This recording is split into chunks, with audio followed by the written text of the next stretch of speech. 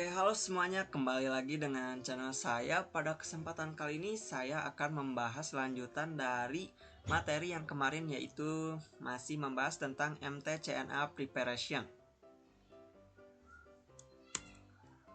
Nah, pada video kali ini kita akan membahas about router OS dan router board.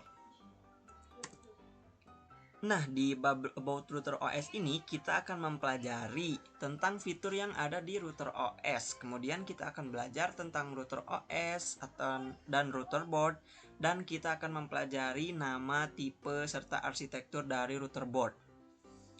Oke, langsung saja.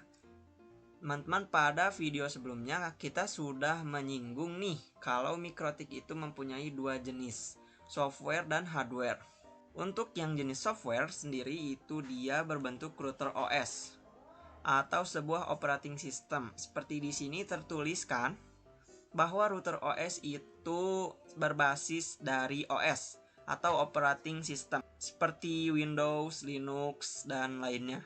Nah, router board dia itu juga menggunakan router OS ya teman-teman. Kemudian router OS ini dapat diinstal di PC atau sebagai VM atau sebagai virtual machine.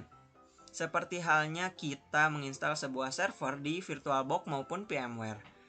Kemudian router OS dengan standalone operating system yang berbasis Linux nih dengan versi 3,35 kernel. Nah, teman-teman, kenapa sih router OS sendiri itu dia diinstal di PC? Oke. Nah, kalau kita installnya di PC itu kita bisa mengcustom ya, seperti RAM-nya berapa, prosesornya berapa, atau harddisknya juga. Kemudian, semisal kalau terkena problem seperti kena petir atau perangkatnya ada yang rusak, maka kita hanya perlu mengganti LAN card-nya saja.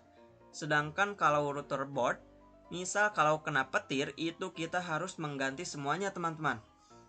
Kemudian, jenis mikrotik router OS sendiri ada banyak nih.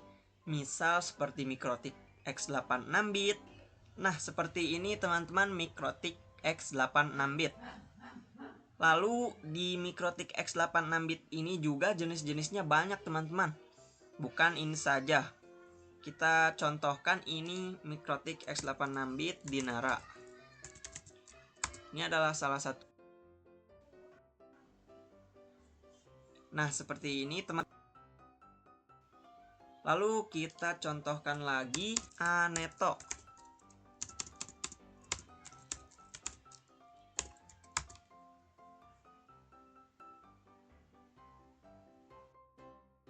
Nah, seperti ini teman-teman kira-kiranya. Kemudian kita lanjut ke router board. Nih, kalau router OS itu kan lebih ke softwarenya. Sedangkan kalau router board ini dia lebih ke perangkat kerasnya atau perangkat fisiknya teman-teman. Bisa lihat seperti di gambar pada layar. Nah, mikrotik itu kan banyak fitur-fiturnya nih, kayak switching, routing, dan lain-lain. Nah, fitur itu dia bisa tergabung dalam satu perangkat maupun dia bisa terpisah-pisah teman-teman. Contohnya misal di perangkat mikrotik ini itu khusus untuk wireless. Kemudian router board itu dia dibentuk untuk menjalankan operasi router OS nih. Jadi sistem operasinya router board itu ya router OS teman-teman. Terus kembali lagi ke router OS nih. Kalau router OS kan kita bisa mengatur seperti prosesornya mau berapa, RAM-nya berapa, atau harddisknya. Kalau router board ini dia sudah default. Jadi kita nggak bisa menyetingnya sendiri. Kemudian segala fitur itu dia bisa terdapat pada satu perangkat ataupun dapat diperuntukkan khusus sesuai kategorinya. Misal kalian pingin perangkat pecahannya, contohnya wireless mikrotik khusus apa gitu. Nah, itu bisa teman-teman. Itu tidak akan membebani si router boardnya karena dia terpisah dalam perangkat yang tersendiri. Kemudian router board juga tersedia mulai dari low end sampai high end. Nah, tapi teman-teman tidak perlu pusing dulu tentang semuanya nih. Karena nantinya kita bakalan praktek konfigurasi fitur-fitur di mikrotik. Nah, kemudian kita lanjut bahas tentang fitur yang ada di mikrotik. Mikrotik router OS nih. Jadi, fitur apa saja sih yang ada di Mikrotik? Mungkin sebagian orang itu mengira kalau Mikrotik itu hanya sebagai router OS nih, atau sebagai router saja. Nah, itu kurang tepat ya teman-teman, karena pada implementasinya itu Mikrotik dia mempunyai banyak fitur atau manfaat seperti di sini bisa untuk routing, firewall, NAT, QoS dan lainnya.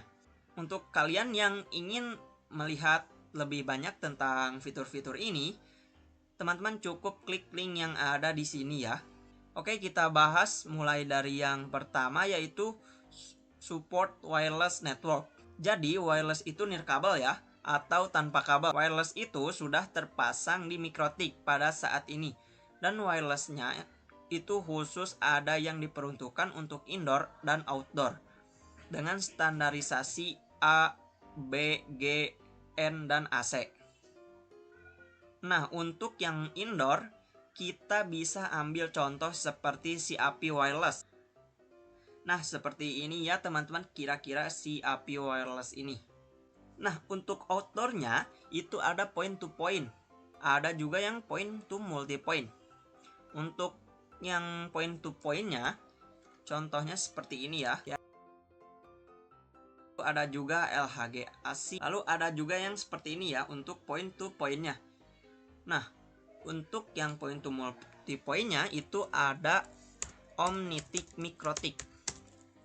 Nah, seperti ini ya kira-kira untuk point to multi pointnya. Nah, oke, setelah membahas fitur dari wireless networknya, kita juga di sini melihat bahwa fitur Mikrotik itu ada yang routing ya. Di routing ini itu ada yang dynamic routing dan static routing. Dan itu juga sudah support di IPv4 maupun IPv6. Kemudian ada fitur firewall dan NAT. Firewall itu untuk proteksi agar Mikrotik kita itu aman. Kemudian untuk NAT itu, misal klien bisa mengakses IP publik nih, atau dia bisa mentranslate. Jadi untuk firewall ini dia bisa mengatasi serangan atau memblokir website, terus juga dia bisa mengatasi serangan internal. Kita juga bisa menanamkan proteksi nih. Dan si firewall ini dia juga bisa untuk ngeblok sosmed. Misal di kantor, karyawannya ini tidak bisa membuka aplikasi atau sosmed. Lalu kemudian untuk NAT, itu nantinya dia bisa mentranslate IP privat ke IP publik maupun sebaliknya. Kemudian kita bahas untuk yang fitur QoS ini nih, atau Quality of Service.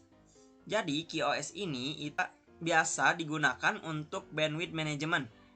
Teman-teman, di mana nanti Mikrotik kita itu nanti akan diatur oleh bandwidth manajemennya. Kemudian ada fitur point to point tunneling. Nah, contohnya nanti ketika ada yang mau remote server, kita dari jarak jauh, nah itu bisa teman-teman. Selain itu, Mikrotik dia juga menyediakan fitur user management. Di sini contohnya seperti DHCP. Jadi nantinya kita akan mendapatkan IP secara otomatis. Kemudian untuk proxy, misal seperti web proxy, kemudian hotspot atau radius. Nah, lanjut, Mikrotik dia juga menyediakan fitur sebagai tools atau alat. Jadi nantinya dia bisa bandwidth test, torch mapping, atau MRTG, dan lain-lain.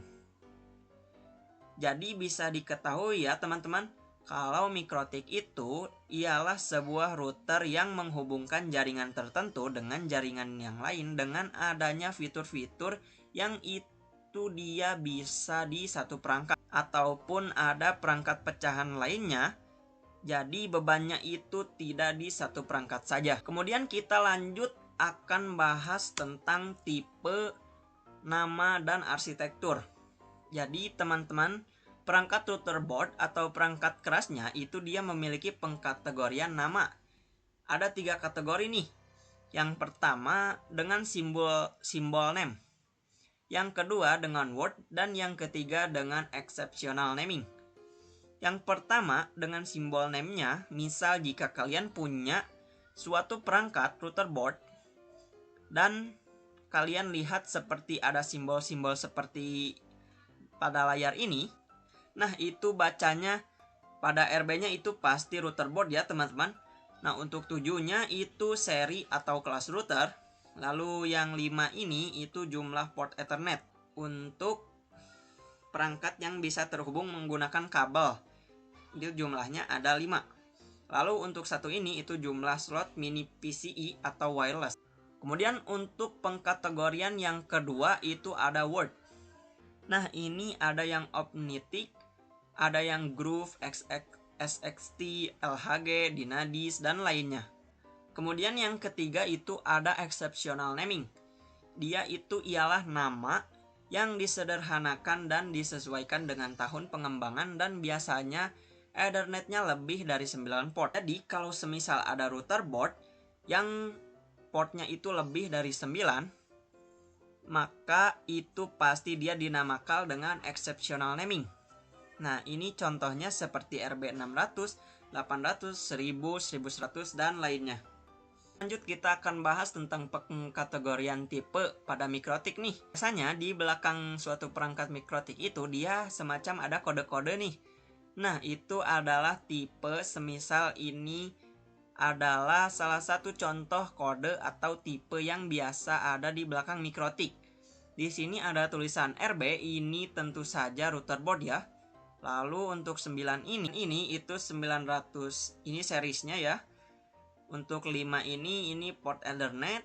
Untuk 2-nya ini wireless dan UI fitur board. Lalu untuk 5AC2ND ini itu fitur wireless, jadi perangkat router board ini sudah support wireless. Lalu untuk TC ini jenis casing. Kemudian di sini ada kode lainnya nih pada router board. Untuk U itu artinya support port USB. Untuk G itu contohnya support port gigabit. Lalu untuk S ini support port SFP. Dan banyak lainnya. Nah jika teman-teman ingin mengetahui lebih dalam tentang kode-kode ini, teman-teman bisa klik link yang ada tertera pada layar ini ya. Kemudian kita lanjut untuk arsitektur di router board. Jadi sama seperti PC nih teman-teman. Untuk arsitekturnya itu ada yang X64 atau ada juga yang X86. Tetapi untuk mikrotik sendiri itu dia bisa lebih dari itu. Ada yang MIPS, MIPS B, ada yang MIPS BE, ada yang SMIPS, TILE, PPC, ARM, X86, MIPS, MMIPS. Nah teman-teman misal punya suatu perangkat router board, yaitu perangkat yang misal Hoplite nih, yaitu masuknya ke arsitektur SMIPS yang ini. Jadi arsitektur ini misal dari MIPS BE ini support apa aja, lalu TILE ini support apa aja, begitu teman-teman. Yang dijelaskan di sini nih, kalau arsitektur router board itu dibedakan berdasarkan jenis dan kinerja prosesor. Teman-teman ingin mengetahui lebih lengkap tentang arsitektur router board, teman-teman bisa klik link yang ada di sini. Oke, mungkin cukup saja dari saya untuk pembahasan kali ini. Untuk pembahasan berikutnya kita akan masuk ke bab networking model. Oke, saya cukupkan sampai di sini. Mohon maaf bila ada salah kata. Terima kasih. Wassalamualaikum warahmatullahi wabarakatuh. Sampai jumpa di video selanjutnya.